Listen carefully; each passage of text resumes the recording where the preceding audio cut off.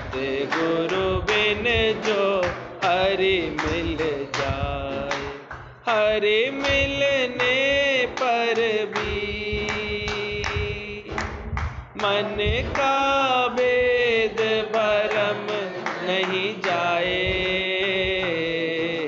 सतगुरु बिन जो हरि मिल जाए, सतगुरु बिन जो हरि मिल जाए। सुख के हेतु सब भटक रहे, सुख के हेतु सब भटक रहे। भव बंधन हर जाए, भव बंधन हर जाए। ज्ञान बिना आनंद कहाँ है, ज्ञान बिना आनंद कहाँ है। गुरु बिन ज्ञान न पाए,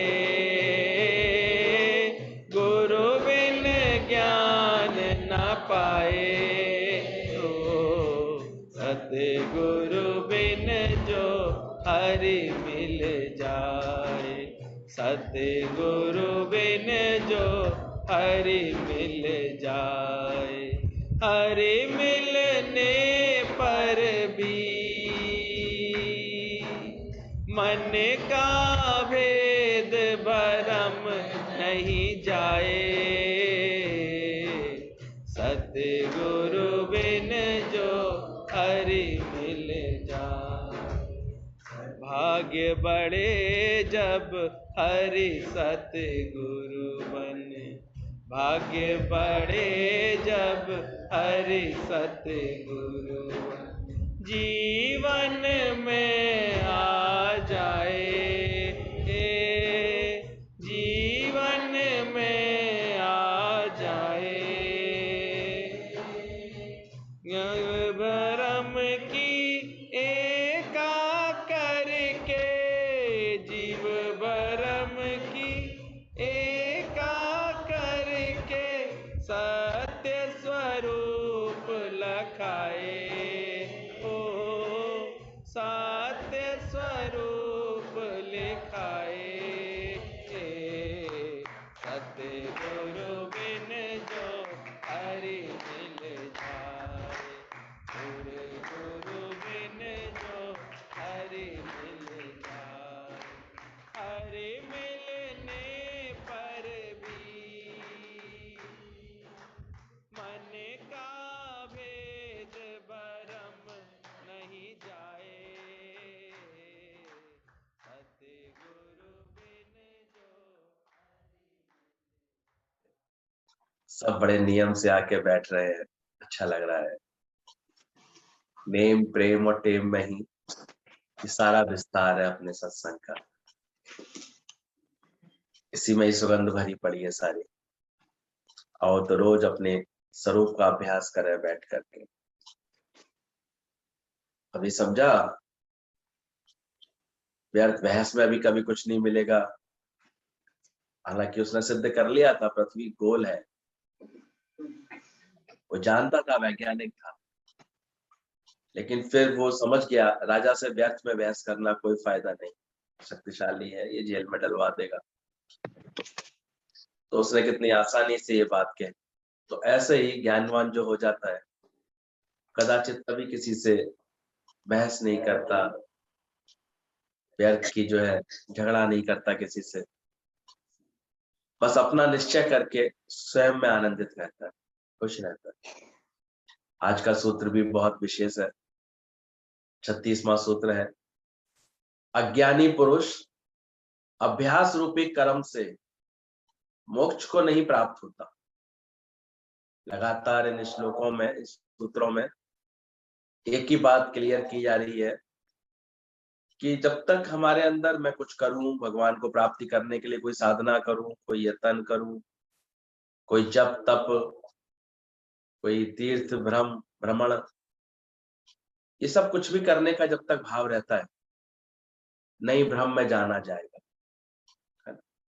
तो कुछ समझना है बस, अज्ञानी पुरुष अभ्यास रूपी कर्म से मोक्ष को नहीं प्राप्त होता है, करता रहता है, वो करता रहता है, लेकिन मोक्ष को प्राप्त नहीं हो पाता। वो उसी तरह से है कि झाड़ू तो लगाई, पर कूड़ा कहाँ रखे आए?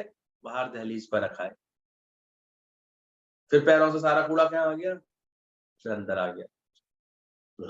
तो ऐसे ही करता रहता है इंसान, उपाय करता रहता है, करता रहता है, फिर अहंकार का टीला बना करके रख देता है, फिर अहंकार हवा चलाता है, फिर सारे विकार अंदर आ जाते हैं, छूटता नहीं है चित्त। और ऐसे कई उदाहरण है कि अभ्यास करते करते भी किसी ने भी सत्य को नहीं पाया, फिर भटका मन, फिर मन भटकता है, फिर आकर्षित होता है, फिर भ्रमित होता है। नहीं तो देखो, भरत सन्यासी रूप में सब कुछ त्याग करके गए थे। आज कितने सन्यासियों का जीवन में ये सारी बातें देखने में मिलती हैं कि पूरा त्याग किया उन्होंने, एकांत में कुटिया बना करके अपनी साधना में लगे परमात्मा को पाने के, लेकिन वहां भी भ्रम में आकर के मन एक मोह, एक जो है उसके हिरण के बच्चे के मोह में पड़ गया। सभी जानते हैं हम उसकी क्या गति हुई। थोड़ा सा नहीं समझ पड़ी, करुणावश हो गया, दयावश उसको लगा कि इस छोटे से मन को कौन पालेगा। लेकिन संग करते करते उसकी आसक्ति, उसकी वृत्ति इतनी अटक गई उसमें कि कहते हैं एक मोह के कारण भरत को 2 बार फिर जन्म मरण में आना पड़ा, एक बार जड़ भरत बनना पड़ा। अनेक ऐसे एग्जाम्पल्स हैं। कैसे साथ साथ ऐसे एग्जाम्पल भी हैं कि जनक ने इतना अच्छा ज्ञान का अभ्यास कर लिया कि उसी राज्य नगरी में रहते हुए भी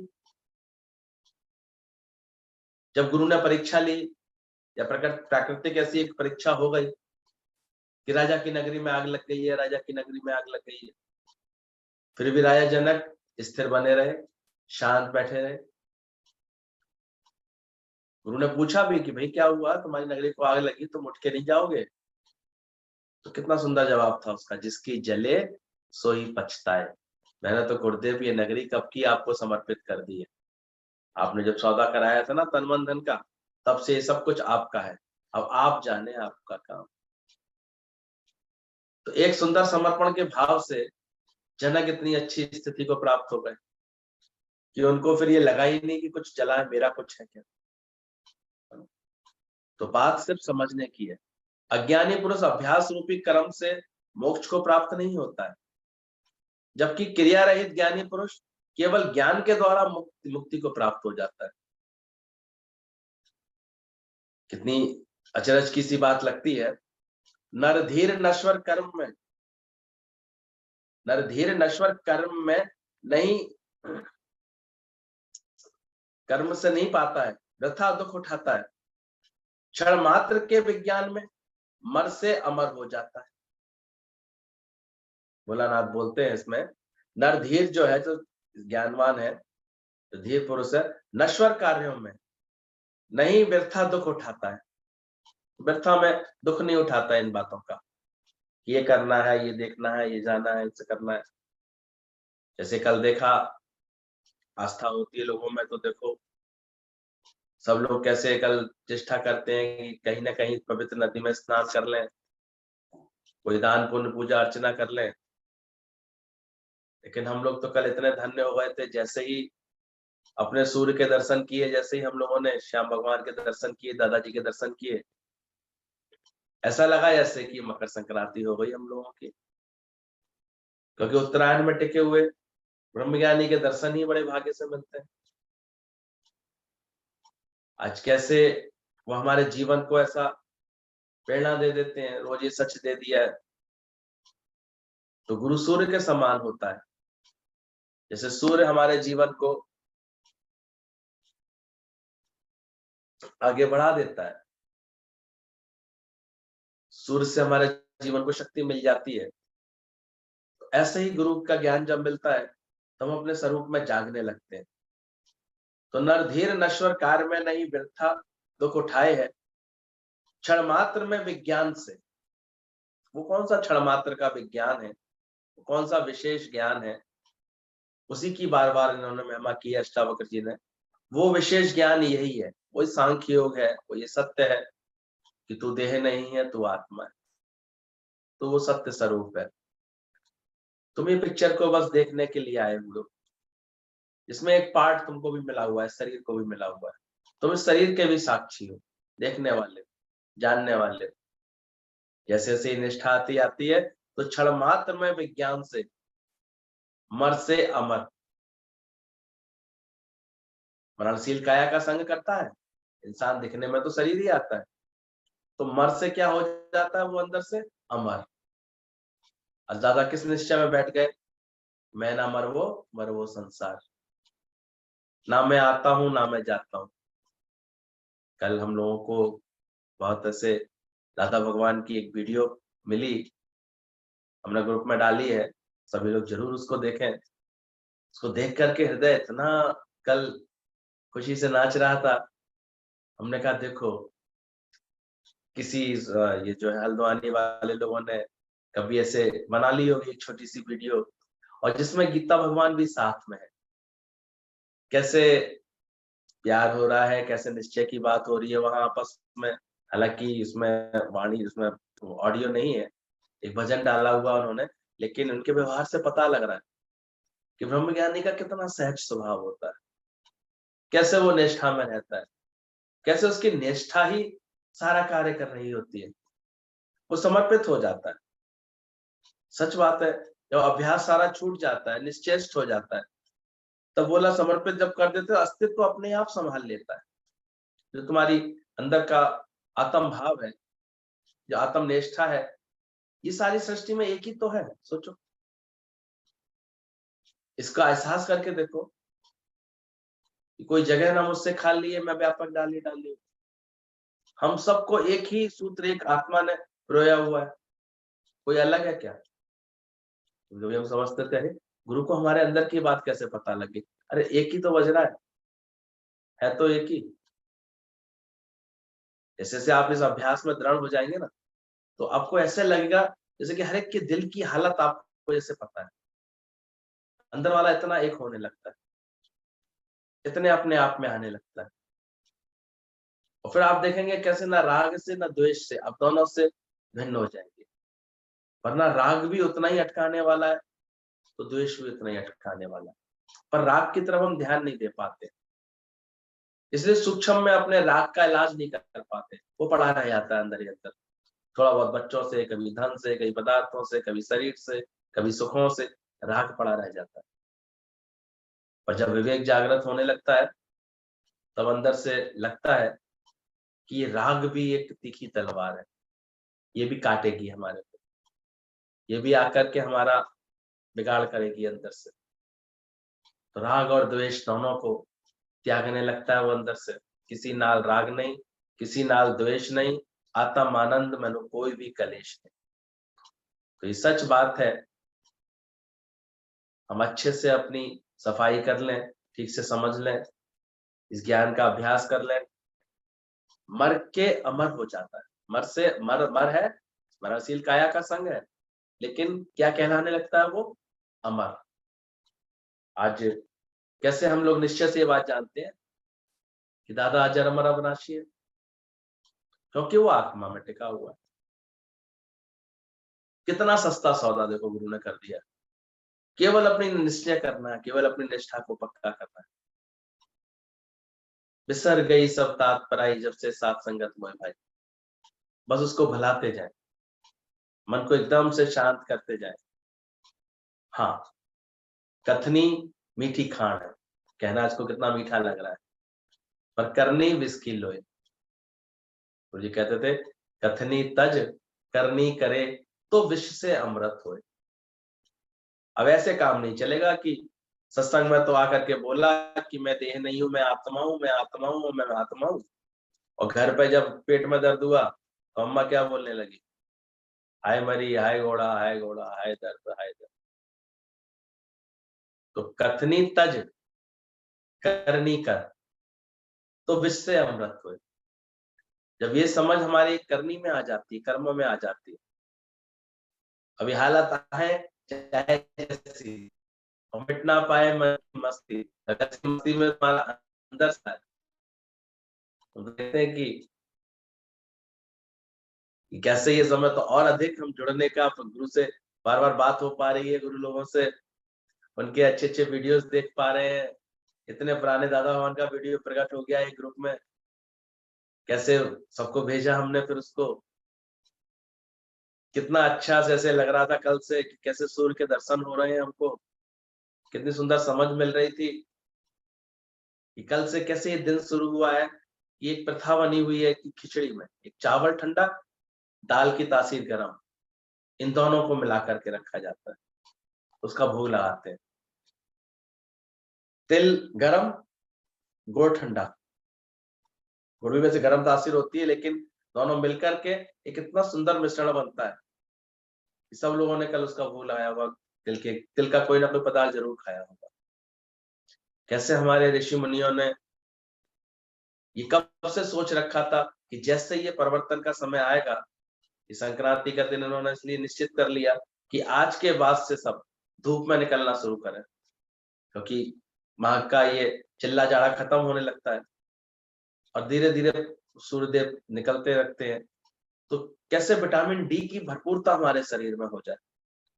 आज कितने सारे रोग विटामिन डी की कमी से हो रहे हैं, लेकिन जो धूप में निकलते थे बच्चे, अब पतंग उड़ाना क्यों त्योहार बना दिया उस दिन।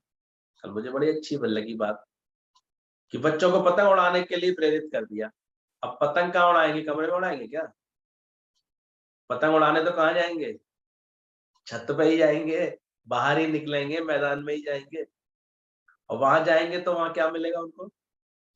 सनलाइट मिलेगी, सूर्य नारायण की कृपा बरसेगी उनके ऊपर, उनके शरीर के रोम रोम में ऐसे विटामिन डी की, कहते हैं 2 4 6 दिन भी अगर हम लग के बैठ लेते हैं ना, तो वो इतना स्टोरेज हो जाता है विटामिन डी का कि हमारी सारी हड्डियां, कैल्शियम मिल जाता है तिल के अंदर, सबसे ज्यादा कैल्शियम तिल में बोला जाता है, दूध से भी कई गुना ज्यादा, और विटामिन डी मिल जाता है सूर्य का। दोनों मिलके ऐसी कृपा कर देते हैं कि पूरा शरीर का इंजन जो है बढ़िया दौड़ने लगता है।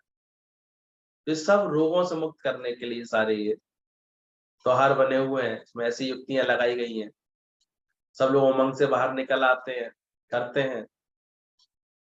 आज भी हम देख रहे हैं, तो थोड़े सावधानियों के चल रहे हैं, हम देख रहे हैं बिल्कुल सुरक्षित है।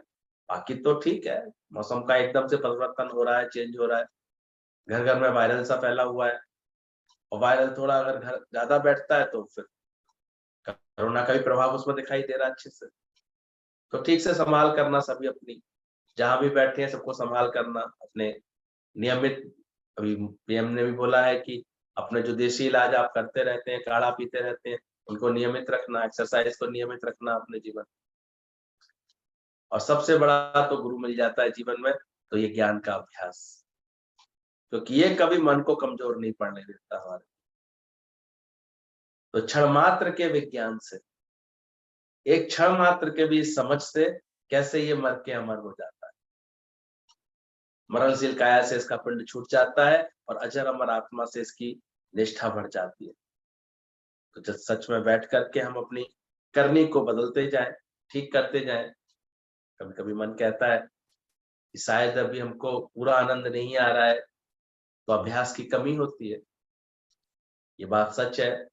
चींटी को तब तक उस चीनी का पूरा मजा आया ही नहीं, क्यों नहीं आया? दूसरी सहेली जब उसको बुला के ले गई अपने वाले पहाड़ पर, चीनी के पहाड़ पर, कहती खाओ। तुम जाने किस पहाड़ पर रहती हो? एक चींटी रहती थी नमक के पहाड़ पर, और दूसरी चींटी रहती थी चीनी के पहाड़ पर। दोस्ती हो गई दोनों में, तो उसने बुलाया, आओ मेरे घर आओ। पहले तो ज्ञानवानी झुक करके दूसरे के पास जाता है, वो गया, जाकर के देखा, अरे ये तो नमक के पहाड़ पर रहती है। सारे समय मन इसका ऐसे खराब खराब सा रहता है, ऐसे मुंह खराब हो जाता है इसका जायका। कहती है मेरे पास आओ, मेरे पास बहुत अच्छा है। वो लेके गई उसको, उसने उसको चीनी खाने को दी, चीनी खाने को दी, लेकिन वो कहती है नहीं कोई फर्क नहीं है, जैसा वैसा वैसा मुंह, जैसे मेरे पास था वैसे तेरे पास है, उसमें फर्क क्या है? कोई फर्क नहीं है। वो बड़ी हैरान हो, बोले कि मेरा चीनी का पहाड़, उसका नमक का पहाड़, और ये कह रही है कि कोई फर्क नहीं है। उसको समझ में नहीं आई बात। थोड़ी देर में उसने कहा इधर आओ, उसका कस के गला दबाया, ऐसे दबाया, उसका गाल दबाए, मुंह खोल के देखा तो एक नमक की डेली अपने अंदर डाल के आई थी। और नमक की डेली अंदर डाल के आई, फिर चीनी का स्वाद कैसे पाएगी? उसको समझ में आ गया ये क्या गलती कर रही है। ले गई इसको, पहले कुल्ला करो उसको वॉश बेसिन पर, अच्छे से नमक को निकालो, नमक पूरा निकाल लो, देखो चीनी का पूरा आनंद आएगा। तो हम भी ऐसे बहुत दिनों तक इसी उलझन में रहते हैं, ऐसे फर्क क्या है, फर्क क्या है? वही बातें तो हैं। लेकिन गुरु जानता है अभी तुम्हारे मन में बहुत सारी माया रखी हुई, नमक रखा हुआ है, इस कारण अभी तक तुम पूरी आत्मा का आनंद नहीं ले पाते हो। अभी राग द्वेष है तुम्हारे चित्त में, अभी पूरा प्रेम नहीं है जीवन में, पूरा पूरा भेद मिटा नहीं है अंदर में, तो इसलिए पूरा आनंद नहीं ले पा रहे। इसलिए गुरु रोज तुम्हें सत्संग रूपी वाश मशीन में बुलाकर कहता उल्टा खुला करो, निकालो अपने अंदर की बातें। और जो गुरु से अपने मन की बात जितनी जल्दी बेच देते हैं, ठीक है हम जानते हैं मन खराब होता है, लेकिन जब गुरु को बेचोगे नहीं तो बहुत दिनों तक व्यर्थ में खराब करते रहो। बेच दो और गुरु से सलाह भी लो।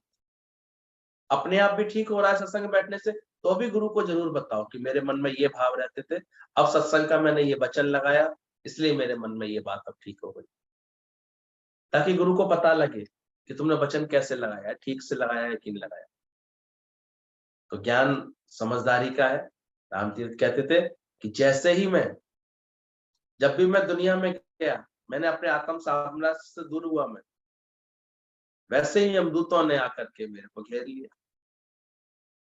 ये वासना रूपी, शैतान रूपी यमदूतों ने आकर के मेरे को घेर लिया।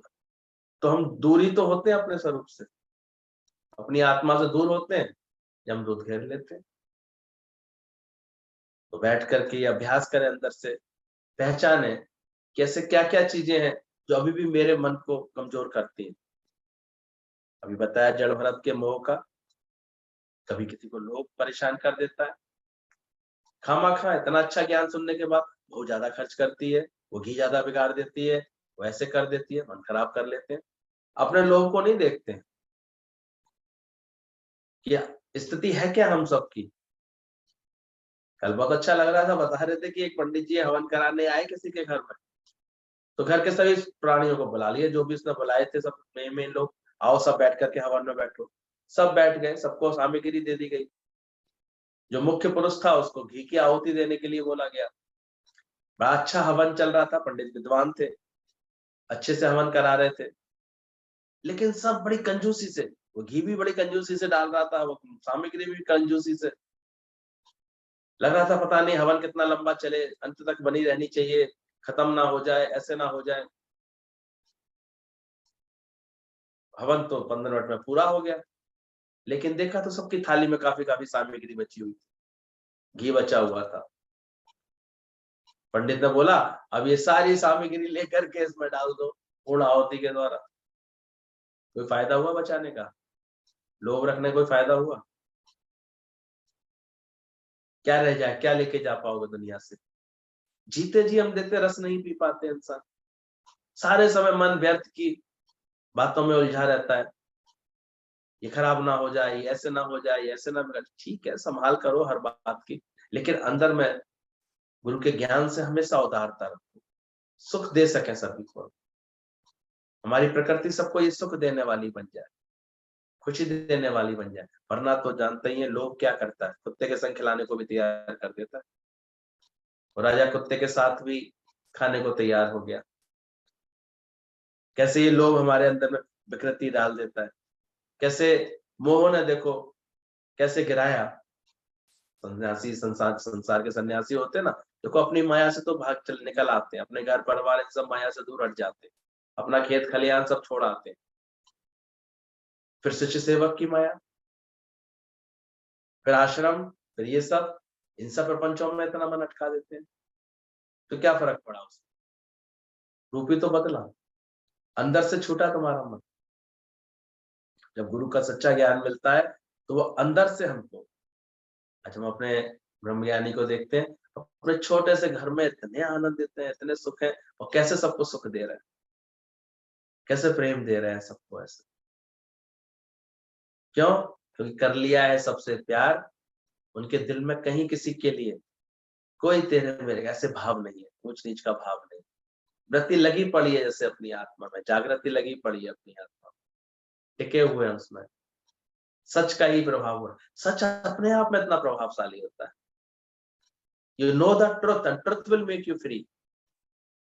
दादा के वचन की इसकी महिमा करो ना अंदर से, केवल तुम सत्य को जानो, सत्य अपने आप अपना काम करेगा। ये कहते हैं अस्तित्व अपने आप ही सब संभालता है, कार्य अपने आप करता है। क्यों इतनी छोटी छोटी उम्र में विवेकानंद की क्या उम्र थी? कल मैंने एक फिल्म देखी थी नामदेव की, नामदेव संत की। उसके अनुसार उनकी उसकी भी 22-23 अवस्था में उन्होंने समाधि ले ली थी। इतनी छोटी छोटी उम्र में ज्ञानेश्वरी, संत ज्ञानेश्वर की छोटी सी उम्र में वो इतना कार्य कर गए। कैसे पूरी गीता को सरल भाषा में ऐसे ट्रांसफर ऐसे कर गए। क्यों? हृदय में इतना प्रेम था, बचपन से इस बच्चे के अंदर में इतना प्रेम था। सुंदर सुंदर ऐसी मूवी बनी हुई है पुरानी, अपने बच्चों को दिखानी चाहिए। पहले तुम लोग भी देखो, मौका लगा तो भेजूंगा उसको भी ग्रुप में, सब लोग देखना, बड़ी सुंदर पिक्चर है। कैसे भाव चेंज हुए हैं उसमें, कैसे कैसे एक प्रेम के भाव से जड़ चेतन सारी प्रकृति उसके बस में आ गई। तो जल्दी से हम अपने इस निश्चय के पीछे पड़े ना, अपने उद्धार के पीछे पड़े, और भूल जाए सारी बातों को, अंदर से हटाते जाए, खाली होते जाए। मेरा स्वरूप कितना अपार है, कितना विशाल है, कितना आनंद स्वरूप है मेरा, उसमें आते चलते जाए। तो देखें अंदर से, वरना तो देखो क्रोध ये कैसे अंदर से एकदम से अगर पड़ा रहता है ना, ऊपर से दिखता है कि नहीं है नहीं है नहीं है, लेकिन फिर अगर कोई ऐसा व्यवहार करे ना थोड़ा सा, फिर देखो निकल के एकदम आने लगता है। वो पहुंचा संत जी के पास, महाराज जी। बोले क्या है भाई? बोले अंगारा चाहिए। बोले बेटा नहीं है अंगारा मेरे पास। बोले महाराज जी अंगारा चाहिए। बोले बेटा अभी पता है ना मेरे पास अंगारा है नहीं। पहले के लोग आग आग बंद हो जाती थी तो फिर खत्म हो जाती थी, रात रात ठंडी पड़ गई, धुनी रमा के बैठते थे सन्यासी, अंगारा नहीं था उसमें, मना करने लगे। लेकिन वो व्यक्ति भी किसी और भाव से आया था, कहता महाराज जी अंगारा दे ही दीजिए। अरे भाई बोला ना तुझको अंगारा नहीं है, मेरी राख बिल्कुल ठंडी हो चुकी है। बोला नहीं महाराज जी अब तो दे ही दीजिए, बहुत दिन हो गए। इतनी बार 4-5 बार जैसे उसने बोला, उसको ऐसा गुस्सा आया सन्यासी को, चिमटा लेके ले अंगारा, मैं ना मना कर रहा हूँ ना, अंगारा नहीं है नहीं है नहीं है। बोले अंगारा है, मिल गया। तो भले अभी हम थोड़े समझदार हो गए हैं, 2-4 बातें सहन कर लेते हैं, लेकिन जहाँ चौथी पांचवी बार बात आई, आहा, कैसे अंगारे निकलने लगते हैं अंदर से, क्योंकि दबे पड़े हैं अभी अंदर।